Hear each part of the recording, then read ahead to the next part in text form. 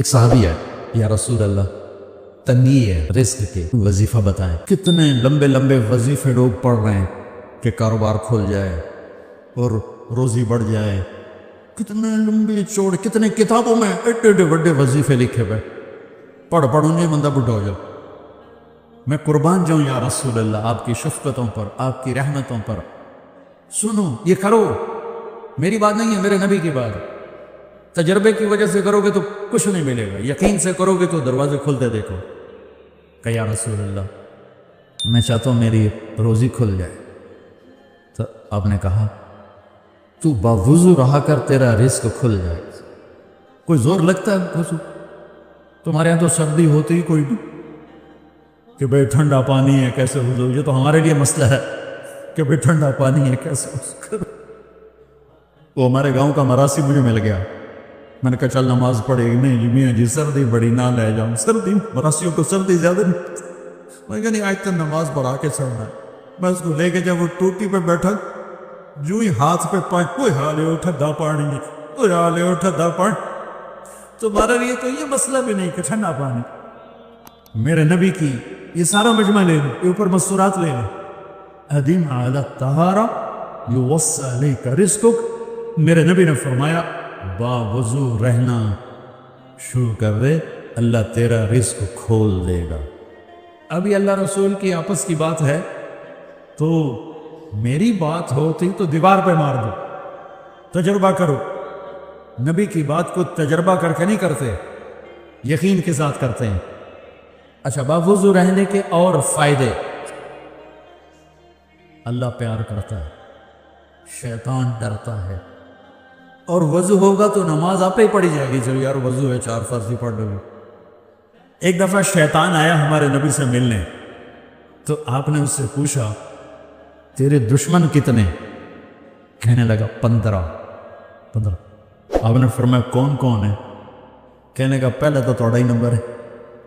پھر کہنے لگا وہ مسلمان جو 24 گھنٹے باوضو رہتا ہے وہ میرا بڑا دشمن، جو باوضو رہتا ہے اور باوضو سوتا ہے، ایک فرشتہ اس کے لیے بندگی کا ثواب لکھتا رہتا ہے۔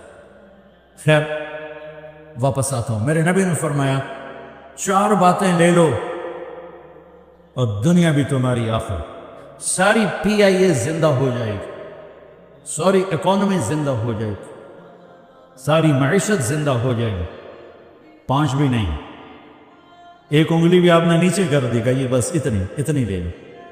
کیا خوبصورت! ساری زندگی کسی کو دھوکہ نہ دینا، دیانت داری۔ میرے ملک کے ادارے کیوں ڈوب گئے؟ دیانت نہیں چل گئی، کھوٹ آ کے، دھوکہ آ کے۔ میرے نبی نے کہا کبھی امانت میں خیانت نہ کرنا، صدق حدیث، کبھی جھوٹ نہ بولنا، ہمیشہ سچ بولنا۔ میرے نبی نے فرمایا میرا امتی ہر گناہ کر سکتا ہے، 2 نہیں کر سکتا، ایک جھوٹ کبھی نہیں بولے گا، ایک دھوکہ کبھی نہیں دے گا۔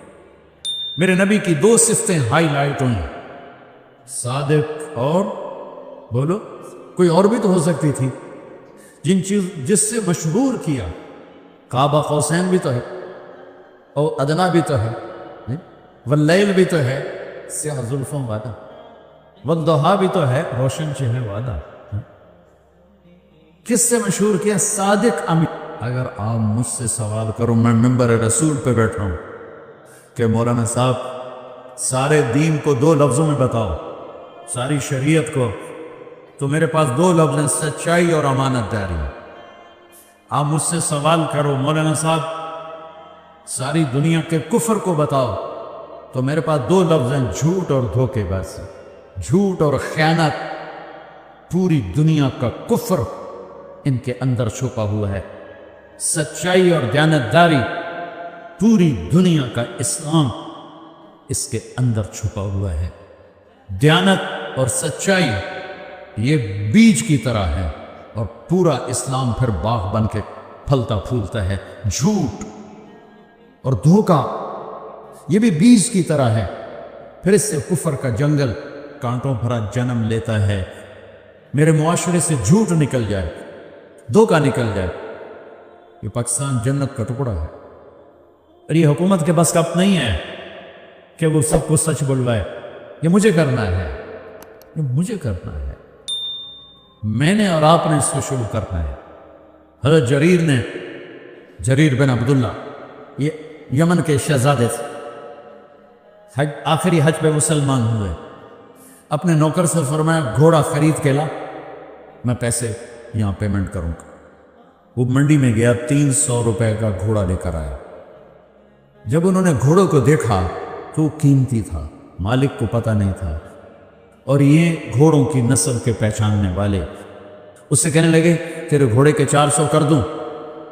कर दो। बड़ा हैरान होकर देखने लगा, भाई है जी, आप तो मुझे चीज़ खरीदनी है तो मैं घटाता हूँ, और अजमल ने बेचनी है तो ये उसकी कीमत बढ़ाता है, और यहाँ खरीदार कह रहा है 400 कर दूं? वो कहने लगे कर दो। कब 500 कर दूं? कहने लगे कर दो। कब 600 कर दूं? और वो थोड़ा थोड़ा घबराने लगा, भाई ये चक्कर की है। 700 कर दूं? 800 कर दूं?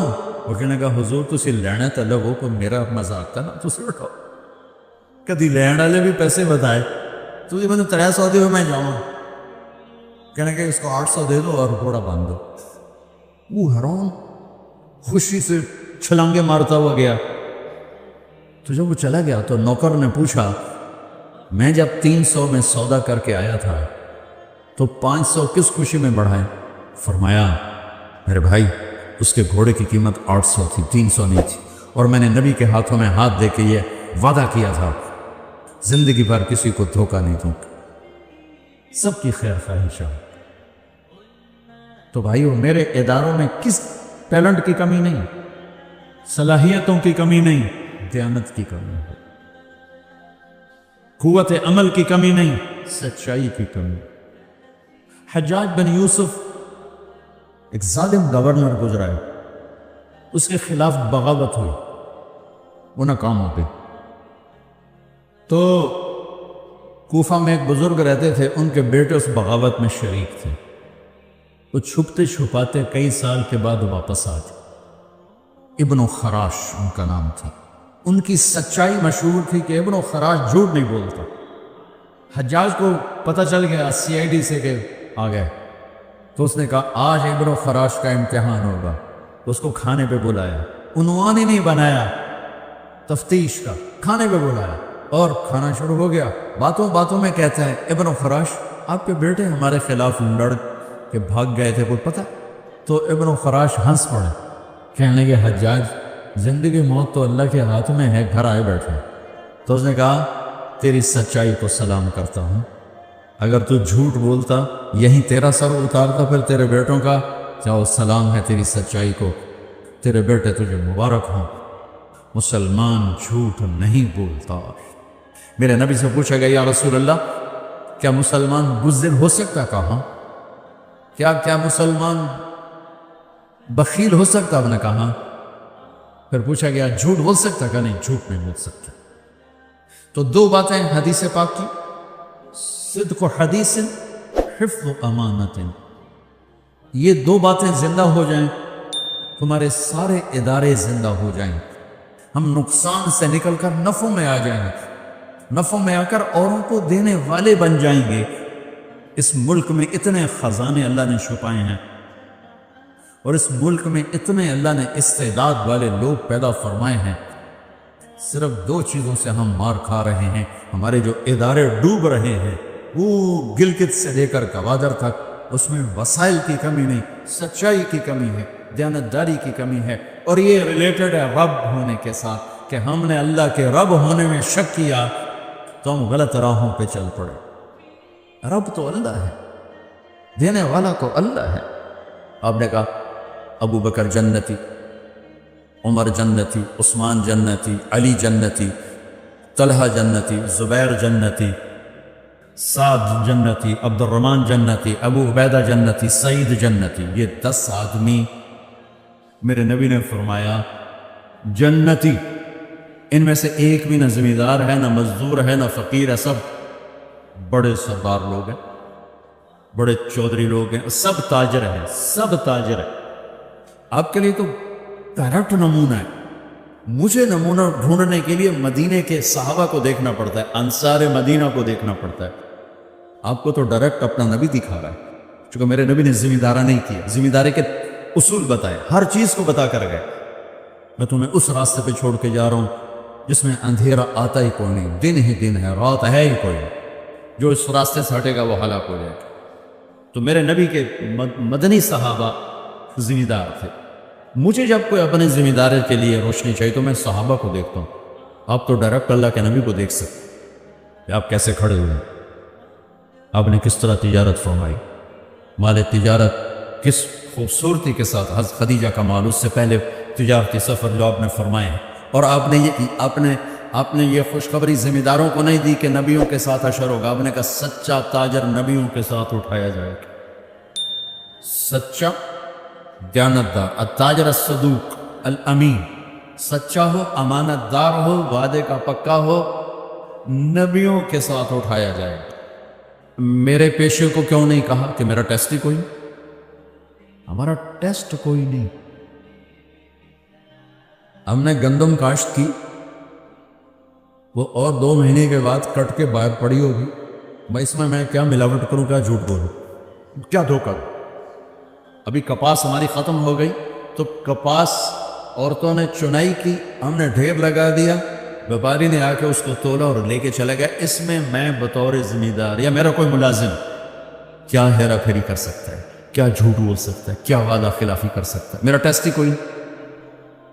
آپ روزانہ ذبح ہوتے ہو, روزانہ ذبح ہوتے ہو.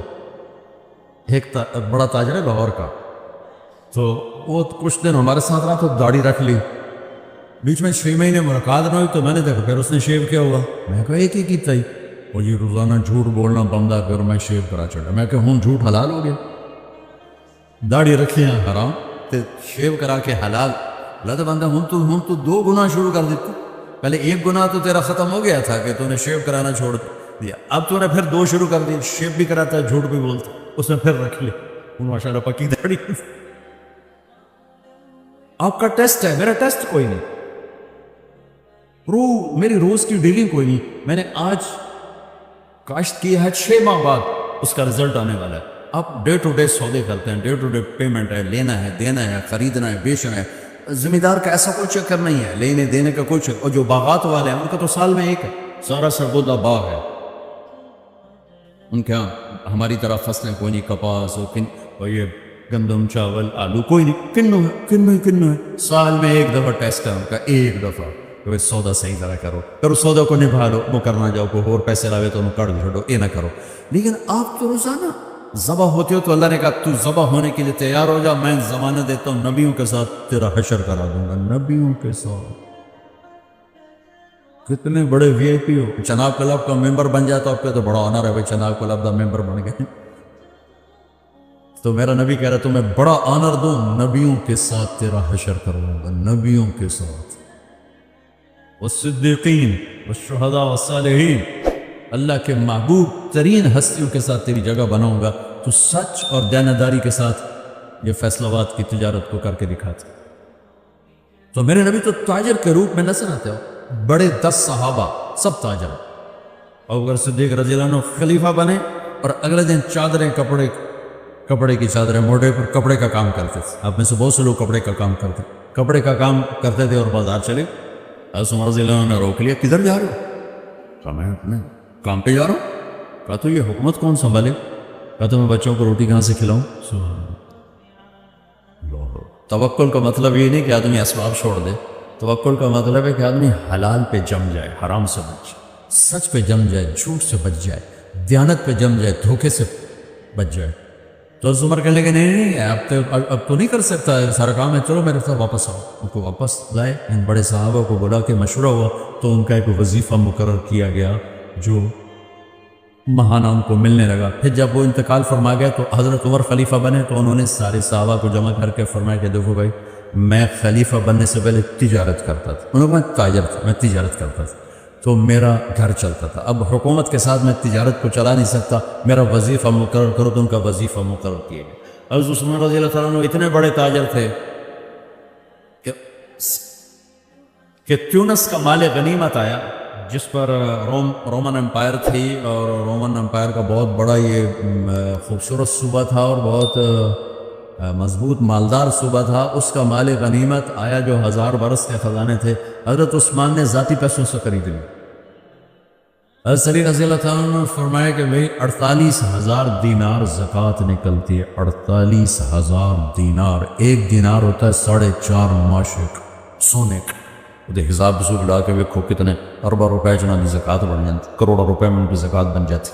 تو 4 تو بڑے تاجر بھی تھے اور بڑے حکمران بھی بنے، گورنر بھی بنے، تو آپ کے لیے تو بہت خوبصورت نمونہ ہے، خود میرے نبی نمونہ ہے۔ عبداللہ بن ابی الحمصا، یہ آپ کا نام کیا ہے؟ سکندر بھائی نے ایک بات کی کہ آپ تاجروں سے بات کریں تو آپ وعدے کی بات ضرور کریں کہ وعدہ خلافی بہت ہوتی ہے اور وہ میں کر دوں گا، لیکن آپ پہلے ادھار ختم کرو، اپنے وعدے پورے ہو جائیں۔ ادھار ہے تو وعدے پورے نہیں ہو سکتے، چاہے تھے آگے تو ہمیں جنید بندادے بھی باز کریں، اس کا کھڑا ہے گل ٹھیک ہے، ہو نہیں سکتی، میں صاف کہہ رہا ہوں۔ عبداللہ بن ابی الحمصاس مکے کی بات ہے، تو معاملہ ہوا، انہوں نے کہا آپ ٹھہرے، میں ابھی آتا ہوں۔ وہ گیا ہے اور بھول گئے، 3 دن کے بعد گزر ہوا تو وہیں کھڑے تھے، کہا میرے دوست لقد ابتنی، تو نے مجھے تھکا دیا، لقد اتعبتنی۔ 3 دن وہیں کھڑے رہے، جو اللہ کہہ رہا ما من دابۃ الا علی اللہ رزقھا، ہر رینگنے والے کا رزق تیرے اللہ کے خزانوں میں ذمہ آئے گا۔ اگر اللہ چاہتے سب کو مالدار بنا دیتے، لیکن اللہ نے حکمت بتائی، لو بسط اللہ الرزق لعبادہ لبغوا فی الارض، اگر میں سب کے لیے دروازہ کھول دیتا تو بغاوت ہی بغاوت ہوتی، میرا نام لینا تو ہوتا ہی کوئی۔ لیتخذ بعضهم بعضا سخریا، پھر اللہ نے کسی کو زیادہ دیا، کسی کو کم دیا، کسی کو درمیانہ دیا، کسی کو بہت زیادہ دیا، اور پیپر میں ڈال دیا کیا میرے نام پہ خرچ کر۔ زکوٰۃ فرض کر دی اور خرچ کرنے کی توحید دے دی۔ زکوٰۃ کا امر تو 10 دفعہ، اقیموا الصلاۃ وآتوا الزکاۃ، یہ 11 دفعہ، اور خرچ کرو خرچ کرو خرچ کرو 82 دفعہ، 82 دفعہ، کہ غریب بھی خرچ کرے، مالدار بھی خرچ کرے، زکوٰۃ سے بڑھ کے خرچ کرو۔ من لم یہتم بامر المسلمین فلیس منا، جس نے میری امت کی دنیا کی ضرورتوں کا خیال نہ کیا وہ مجھ میں سے نہیں ہے۔ اور یہ بہت بڑی ضرورت ہے کہ ہمارے ہسپتال صرف حکومت کی کوتاہی نہیں ہے، ہماری کوتاہی کا بھی سارا الزام حکومت کو کیوں؟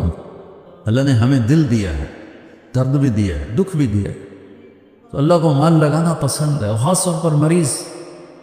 ساری غلط میں پڑھ دو کوئی لکھ آنکھیں ادا 1000 اللہ سنے، ماشاء اللہ ماشاء اللہ ماشاء اللہ ماشاء اللہ، ویسے ہی مذاق کیا، اللہ جزاک خیر۔ عبداللہ بن عبیداللہ بن عباس بڑے سخی گزرے، حضرت عباس کی اولاد، ان سے کسی نے پوچھا آپ نے سے بڑا سخی دیکھا ہے؟ کہنے کہ بہت، یہ صحرا کے بدو سارے مجھ سے زیادہ سخت۔ کہنے یہ کیسے؟ ایک دفعہ میں اور میرا خادم سفر میں تھے، بارش آ گئی، صحرا میں جھڑی لگ گئی، تو ہمیں 1 ہفتہ ایک بدو کے پاس ٹھہرنا پڑا، تو اس نے ہمیں اونٹ ذبح کیا پہلے دن، تو ہمیں کھلایا، اگلے دن دوسرا ذبح کرنے لگا۔ میں نے کہا اللہ کے بندے، وہ اتنا سارا کال والا گوشت پڑا ہے، ہم 2 بندے ہیں، یہ کیا کر رہا ہو؟ کہنے لگا مہمان کو باسی کبھی نہیں کھلاتا، تازہ کھلاتا، اب توڑے فریج پڑے، چوتھے دن دی روٹی بھی کٹ کے گو رکھ دے، گرم گرم کر کے لے بھائی مگرو لائے پرانے۔ ہمارے بچپن میں ہماری دادیاں نانیاں جب زندہ تھیں، یہ میرے کانوں میں الفاظ ہیں، رات 12 بجے بھی مہمان آتا، بسم اللہ برکت آ گئی، بسم اللہ برکت آ گئی، واللہ ہماری دادیاں نانیاں پڑنانیاں بسم اللہ برکت آ گئی۔ نہ بجلی ہوتی تھی نہ سہولتیں ہوتی تھی، ایک آدھ نوکرانی کو اٹھایا اور ساتھ کھانا بنایا خوشی کے ساتھ۔ اب دن کے 12 بجے بھی مہمان آ جائے، منہ اٹھا کے آ جاتے ہیں، بتائے بھی نہیں ہوتا، منہ اٹھا کے آ جاتے، اگلا اندر روٹی تو نہیں کھاؤ گے، پانی تو نہیں پیو گے۔ ہمارے دیہات کا دستور تھا، رات کو جتنے مہمان ہوتے، جتنے کچی سڑکیں تھی، رات کو بہت مہمان ہوتے تھے، مسافر پردیسی 5 10 15 20، تب تو میں نے بھی دیکھے، اور میرے والد بتاتے ہیں کہ ہماری جوانی میں 100 مہمان ہمارے ڈیرے پر ہوتے، سب کو دودھ پلانا ایک ثقافت، سب 100 بندے 100 دودھ پلانا، جو مویشی بہت زیادہ ہوتے تھے، تو وہ ہمارے دادے کے زمانے کا ایک مہمان آ گیا، چچا لال. تو نوکر ہمارا گیا دودھ پلانے اس کو. تو اس نے جب گلاس دیکھا نا، اور گلاس ہوتے تھے اتنے بڑے، ترے پادا گلاس ہوگا. اس نے جب گلاس دیکھے، ابھی تک کپ ورگا گلاس ہے، کہنے لگا نوکر سے، پتر میں نہیں پیندا. اسے کہا چاچا کیوں نہیں پیندا؟ میں کہ پتر دو تو ود پینا تے بے غیرت بنا تے دو تے گزارا کو نہیں جا لے جا، میں نہیں پیندا. انہوں نے کہا میں مہمان کو بس ہی نہیں کھلاتا. دوسرا ذبح کر دیا. تیسرا دن آیا، تیسرا ذبح کر دیا. 7 دن کہنے لگے میں ٹھہرا، اس نے 7 اونٹ ذبح کر دی. پھر ان کو سکھا لیتے ہیں، ان کو تھا ترتیب سکھا لیتے. 8ویں دن بادل کھلے تو تھوڑا نکلا اپنے مال مویشی کے لیے. تو میں نے اپنے نوکر سے کہا خادم کے پاس کتنے ہیں؟ کہا جی 300 دینار. 300 دینار میں تو 3000 اونٹ آ جاتے تھے. 300 دینار. کہنے کہ جاؤ اس کی بیگم کو دے کے آؤ. تو جب گئے دینے تو انہوں نے کہا کہ ہم مہمان سے کچھ نہیں لیتے، آپ تشریف لے جائیں. تو انہوں نے آ کر بتایا کہ وہ تو کچھ نہیں لے رہے. کہنے لگے ہم اہل البیت ہیں، ہم احسان کا بدلہ رکھتے نہیں، چکاتے ہیں. اگر وہ نہیں لیتی نا، جاؤ اس کے دروازے پہ پھینک کے آ جاؤ. وہ گیا اور ان کے دروازے پہ پھینک کے آ گیا اور فرمانے ہم دونوں چل پڑے. کچھ دور نکل گئے تھے تو پیچھے سے بدو کے نعرے سنائی دیے، رک جاؤ رک جاؤ رک جاؤ. تو اپنے اونٹ کو بھگاتا ہوا آ رہا تھا. قریب آیا تو اس کا سانس پھولا ہوا، کہنے لگا یہ اپنی تھیلی واپس لو. فرمان لگے کیوں؟ کہ میں مہمان نوازی کو بیچا نہیں کرتا. کہنے لگے یہ مہمان نوازی کا صلہ نہیں ہے، یہ حل جزاء الاحسان الا الاحسان، یہ احسان کا بدلہ احسان ہے. ہم اہل البیت ہیں، ہم احسان کا بدلہ رکھتے نہیں ہیں. تم نے نیکی کی، ہم نے بھی کی. تو اس نے نیزہ سیدھا کر لیا، یہ لینا یا تیرے سینے دے پار کروں. اسے واپس لے لی، جان بچانے کے لیے واپس لے لیا. فرمان لگے وہ بدو مجھ سے بھی بڑا سخی، اور سارا صحرا بھرا پڑا ایسے سخی. حاتم تائی سے کسی نے پوچھا، حاتم کی سخاوت تو مشہور ہے، اپنے سے بڑا سخی کبھی دیکھا؟ وہ کہنے لگے یہ سارے بدو مجھ سے بڑے سخی ہیں کہ میں ایک بدو کا مہمان تھا نوجوان، تو عرب میں پورا بکرا وہ کر کے نا وہ سجی سا وہ سامنے رکھتے اور سری بھی ساتھ ہوتی. ہمارے تو سیرو کو رکھنا کو اچھا نہیں سمجھا جاتا، وہاں سری سردار کے سامنے رکھی جاتی. تو کہنے لگے اس سری کھول کے اس کا جو مغز کھایا تو میرے منہ سے نکلا نعمت دماغ، مغز بڑا مزدار بنا ہے. تو ایک دم بدو اٹھا اور اس نے جلدی 4 اور سریاں تیار کر کے میرے آگے رکھ، اور ہم نے اس میں نکال کے اٹھایا. سو گئے. صبح اٹھا تو میں نے دیکھا کہ 4 بکریوں کے سر جدا اور دھڑ پڑے ہوئے. میں نے بدو سے پوچھا یہ کیا کیا ہے؟ کہا آپ کے منہ سے نکلا تھا کہ مغز بڑا بڑھیا ہے، تو میرا جی چاہا میں مہمان کو خوش کروں. کہنے لگے تیرے پاس کتنی بکری ہیں؟ کہنے لگا 5. کہ یہ ساری تو نے ذبح کر دی؟ کہا تو کہاں سے کھائے گا؟ کہ مجھے اللہ کھلائے گا، مہمان کو خوش کرنا ہماری ثقافت. تو سائل نے پوچھا پھر آپ نے اسے کیا دیا؟ تو حاتم نے کہا میں نے اسے 100 اونٹ دیے اور 1000 بکریاں دی. تو سائل نے کہا پھر آپ تو بڑے سخی ہوئے. کہا نہیں میں بڑا سخی نہیں، میں نے اپنے مال میں سے تھوڑا سا اس کو دیا اور اس نے سارا ہی میرے اوپر لگا. وہ تو بولا ہاں نہیں 5 ٹھوک چڑھی. میرے بھائی بہنوں، اللہ کو سخاوت پسند، بخل پسند نہیں. اخلرت الانفس الشح، اور طبائع میں بخل گھسا ہوا ہے. اور یہ بہت بڑا تقاضا پیش کیا ہے ہمارے بھائی اسلم نے کہ ہمارا ہاسپٹل ہے، ہمارے شہر کا ہاسپٹل، یہاں ہزاروں لوگ روز آ رہے. اور جو آپ نے فوٹو دیکھی ہے یہی سارے پاکستان کے ہسپتال. ہم صرف حکومت کو برا بھلا کہتے ہیں، کیوں ہم خود کیوں نہ اس کار خیر میں حصے نے؟ جو میرا رب قیامت کے دن کہے گا میرے بندے میں بیمار تھا تو نے میرا حال ہی نہ پوچھا، مرض تو فلم تعودنی، وہ کہے گا یا اللہ تو کہ میں بیمار ہو سکنا، تو تو بے عیب ذات. تو اللہ تعالیٰ فرمائیں گے میرا فلاں بندہ جو بیمار تھا، فلاں مسلم کی قید نہیں، نیک بد کی قید نہیں، کافر مومن کی قید نہیں، فلاں میرا جو فلاں بندہ بیمار تھا، اگر تو اس کا حال پوچھتا تو ایسا تھا جیسے تو نے میرا حال پوچھا۔ تو مریض کے علاج، تشفی، دلجوئی کتنی بڑی بات ہے۔ تو ہم ایک دوسرے کو گلا دینا چھوڑ کے خود کرنے شروع۔ بے شک ہم زوال شدہ قوم ہیں، اور زوال شدہ قوموں کے ضمیر سو جاتے، کوئی بڑا ہیوی ناقوس انہیں اٹھائے تو اٹھائے، باقی باتیں کانوں پہ نہیں آ کے پڑتی۔ میرا دیس ایک نعمت ہے، میرا دیس ایک نعمت ہے، اور اللہ نے اس کو کلمے کی بنیاد پر اٹھایا، اور دنیا میں 2 ریاستیں اسلام کے نام پر وجود میں آئیں، ایک مدینہ کی ریاست، ایک پاکستان کی ریاست۔ اللہ نے اس کے لیے شب قدر مقدر فرمائی، 27 کی رات مقدر فرمائی، جمعے کی رات مقدر فرمائی۔